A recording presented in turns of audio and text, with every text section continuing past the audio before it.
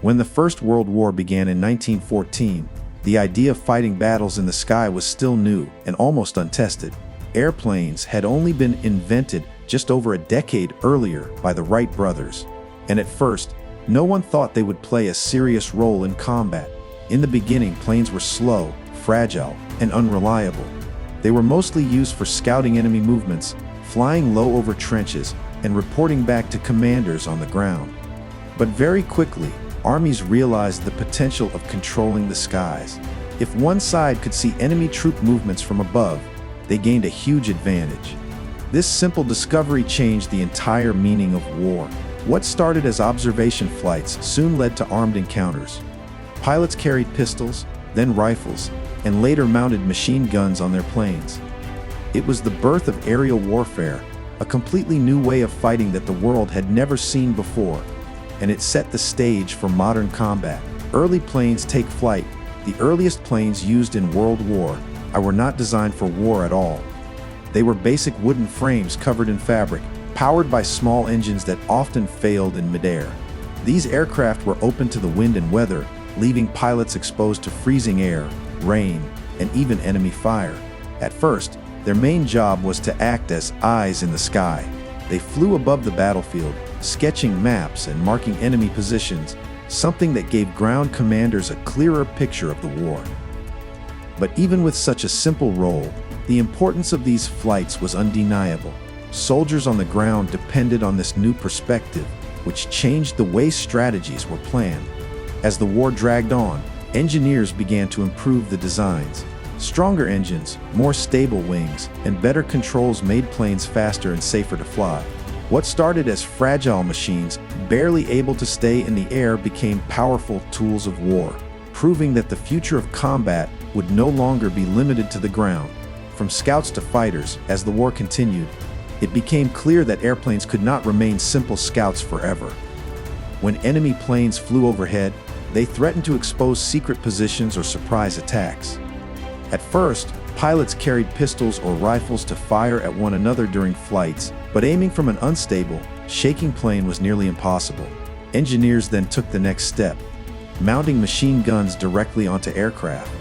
This was not easy, because the spinning propeller stood directly in front of the gun's path. The solution came with the invention of a synchronization gear, a clever device that allowed bullets to pass through the propeller without striking the blades. With this breakthrough, planes transformed from harmless observers into deadly weapons. Now, pilots could fight in the air itself, giving rise to the first fighter planes. Dogfights, fast, dangerous battles in the sky, became common, and pilots gained fame as aces. The airplane had evolved from a scouting tool into a frontline weapon, forever changing the balance of war. Dogfights above the trenches, once airplanes were armed with machine guns, the skies over Europe turned into a new kind of battlefield. Pilots engaged in close, range battles that came to be called dogfights. These clashes were fast, unpredictable, and extremely deadly. Planes dove, climbed, and spun in circles, each pilot trying to outmaneuver the other while bullets ripped through the air. Unlike the muddy stalemate of trench warfare below, aerial combat offered speed, danger, and even a strange sense of personal rivalry. Pilots often recognized each other by the markings on their planes, and some even painted bright colors or symbols to stand out, like the famous Red Baron. These dogfights captured the imagination of soldiers and civilians alike, turning pilots into heroes despite the risks. Yet the reality was brutal. Life expectancy for new pilots was often just weeks. Still, control of the skies mattered.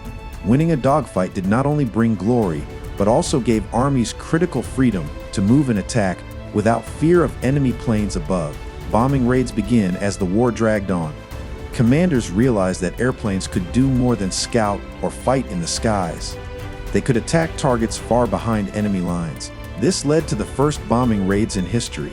At first, pilots dropped small bombs by hand from their cockpits, aiming at supply depots, railways, and enemy trenches.